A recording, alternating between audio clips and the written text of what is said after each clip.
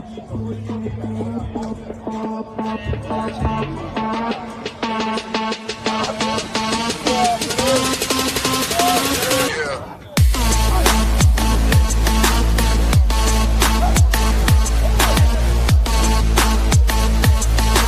Firebirds brought back the top 3 wide receivers from 2025, including AF1 Offensive Player of the Year, Dwayne Brown, which makes it a challenge for rookies like Tyrese Chambers to make the squad. I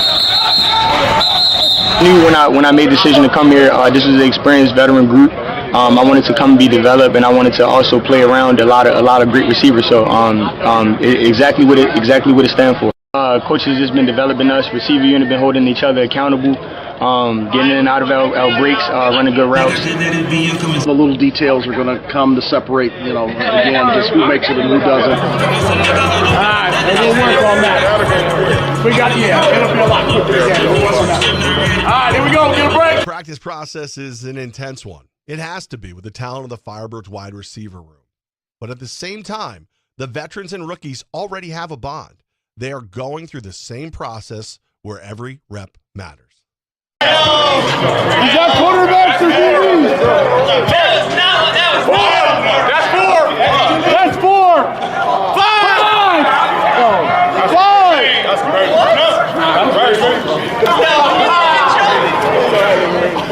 That's five. Hey, we showing you the Nest.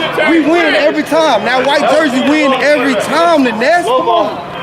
It's been a good time, just the mesh between the older guys and the wisdom coming with the younger guys and energy. I think it's pretty similar to last year. I think we got a little more, a little more youth, which comes with rawness. But at the end of the day, we're molding them, and the older guys are molding them pretty quick, and they're learning. They're bringing energy. For both sides, for both sides, because you're held to a certain standard, and it's, from the coaches, it's always, are you holding others to that standard, and that's what you're being judged off of. And then for the new guys, it's how quick can you pick up on that standard, and how quick can you acclimate it to your game, and, bring it to the field. So, it's a pretty even, mix of new guys doing what they're supposed to do and older guys not doing what they're supposed to do. So we're going to have a lot of new faces in here, but I think, the main thing that we're going to bring is energy and that effort and that drive like every other year.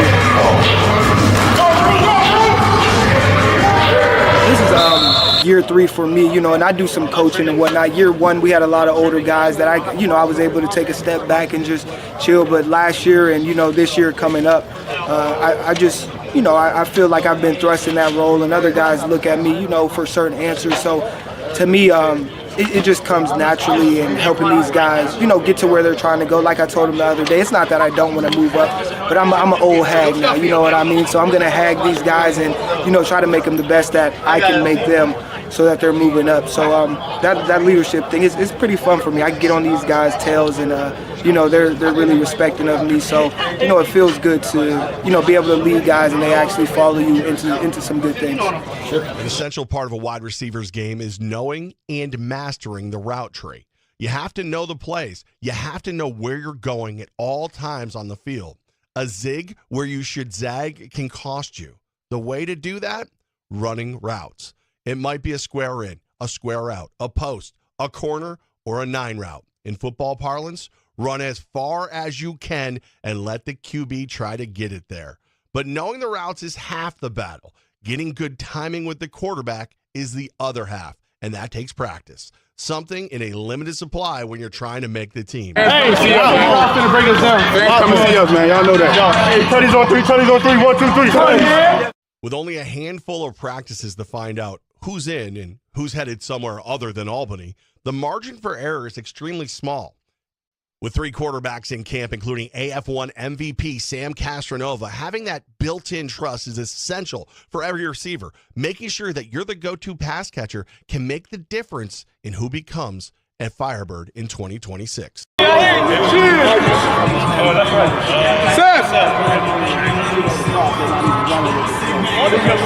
Championship-winning coach Damon Ware is evaluating the players every minute of the day.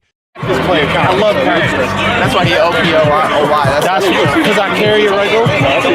Big time. That's why he gets 4 sandwiches. I didn't get no 4 sandwiches. Yeah. Don't you put that on my name. In a box. I Don't you do that. From the receiving core, we've got some really good receivers. I think every receiver that we've got could start. But again, we're out to get rid of a couple people. But, we've got some very good veterans that obviously been in the system. Obviously for them, it's a little bit easier to kind of understand our culture, understand how hard we work. And the rookies just kind of have to catch up. And so, again, bringing in some of these rookies, Tyrese Chambers, Donovan Ali, Alphonso Taylor, these kids are phenomenal athletes, and they just got to, learn each and every day. And so they're all doing a great job. We're going to have tremendous competition in the wide receiver room, but ultimately, whoever we decide to keep is going to be phenomenal. Details, we're teaching these guys how to run routes. A lot of athletes are just they put them out there and they send them and go make plays, and they do. For us, it's very detail oriented. It's a lot of those details. It's a lot of the little stuff that we do every single day. Those are the things that you have to show me that you can do on a day in and day out basis. So, and then obviously the mental side of it, the cerebral side of just being able to watch film and how to make adjustments, how to see certain things on the film that we constantly have to teach these kids. But it's going to be details. All of these kids could play anywhere in the country, so it's going to come down to the details on how well they pick up the details and how quickly they can prove to us that they can be consistent in the game. DT was our leader last year. It's natural that he would come in this year and be an even better leader. Another year under the system, another year of teaching. So, but DT's great. He's, he leads every drill. He's the main one that's going to talk in the meetings. So he's doing a phenomenal job. So I like that, DB. We know the play is going away from us, so our angle can be all the way to the middle of the field. Good way to cut him off. Okay, Scott, let's get out there and beat him. This is how it's going to be in the game. So again, take that farther angle, okay, and get your ass out there and go and fucking make this block.